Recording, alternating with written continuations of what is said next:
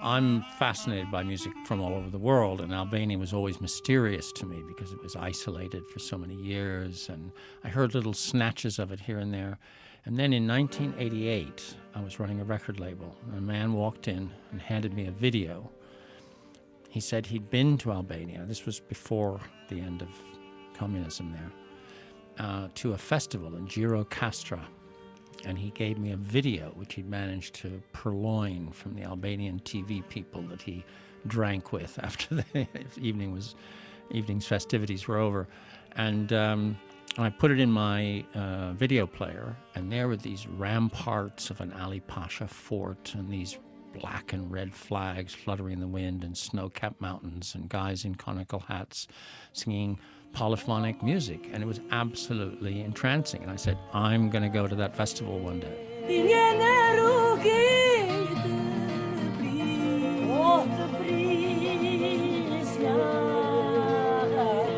Tell us a bit more about Gjirokaster.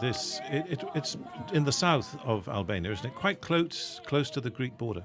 Yeah, Gjirokaster is just a spectacular city. I mean, it's famous as the setting for Kadari's novels, the great novelist of Albania, City of Stone. And it lives up to the billing. It's on a slope up to a mountain. The fort is at the top. The festival takes place in the fort.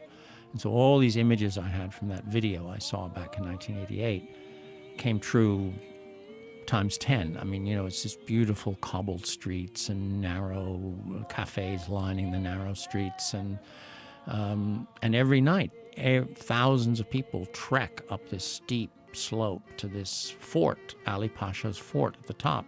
And so you listen to the music and you're surrounded by mountains and by the flags fluttering in the breeze and all these people in these wonderful costumes hanging out around the stage.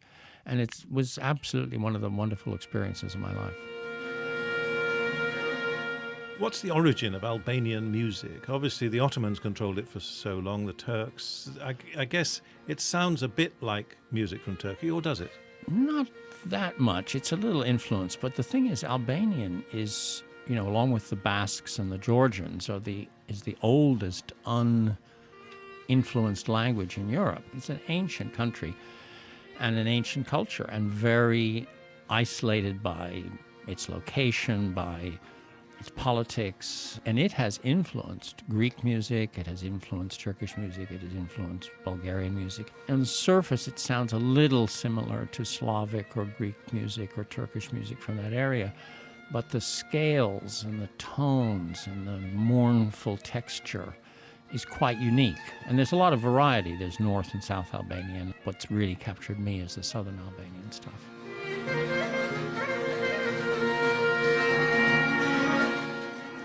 Tell us about the Kickstarter campaign.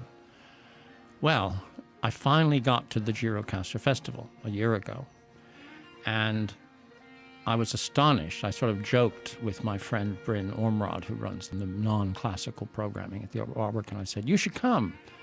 And he did, much to my astonishment, and he loved it too. And he said, you should put together a group of Albanians and bring them to London, and I'll put them on at St. Luke's Church next to the Barbican. And so we did, with the help of my wife, who works in Albania, and some friends who are really expert at Albanian music. We put together a kind of all-star team of Saze music, which is the music of the cities of southern Albania. And so the Barbican is going to present it a year from now, and we thought, well, we better have a record to promote it. And so we've launched a Kickstarter campaign called Saze the Day. Kind of corny pun, but never mind. And we're trying to raise the money to make a record. We've got Jerry Boys, who's the engineer who engineered the Buena Vista Social Club, who I've worked with many times. We booked a studio at the end of October, and we've got all these wonderful singers and musicians, and by golly, we're going to record them. Well, let's just hear an example of Saze music.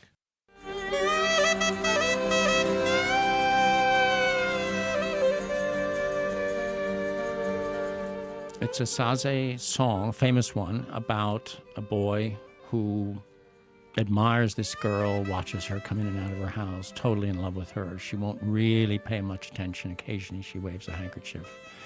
It's a wonderful song. And one of the things that's interesting about the music and the singing is the way the two voices and the instruments all kind of interweave, because there's this tradition of polyphony in southern Albania where you have these different melody lines that are improvised. That's one of the things that gives Albanian music a unique feeling.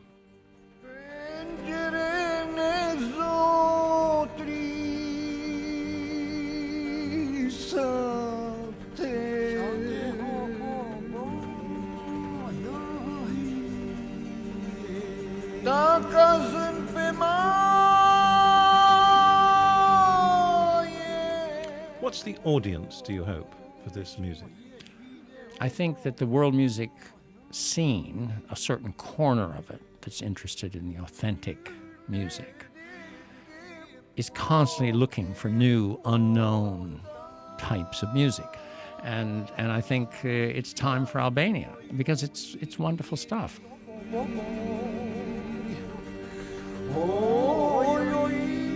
Balkan music is very popular. I mean, all these Balkan brass bands, and there's lots of Serbian and Romanian, and the Tarif de Hajduk, and all these people have created, I think, in a certain corner of the market, an attraction to that texture. And I think Albania has a lot of the same textures, but a very different melody structure and harmony structure, and a kind of feeling that is sort of indefinable, but definitely unique in Albania.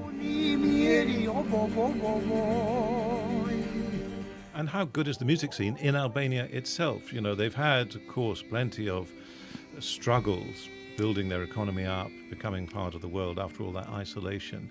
How's music doing? It tends in these places to get swamped by American dance music, doesn't it? Have they avoided that? Well, I think the biggest problem in the Balkans is what they call turbo folk, which is the traditional folk music with a kind of pounding electronic beat under it and made very corny. That certainly exists in Albania.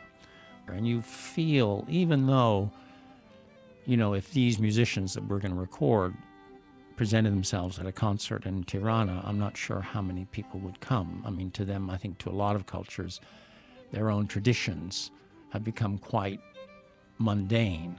And so in some ways, it takes the outside world to look at a culture. And it's happened so many times all over the world, like Cuba or South Africa, or, you know, where the outside world looks at the culture and says, wow, this is great. And the people there say, really? That old-fashioned stuff? You like that? And then they go, oh, well, actually, it's not bad, is it?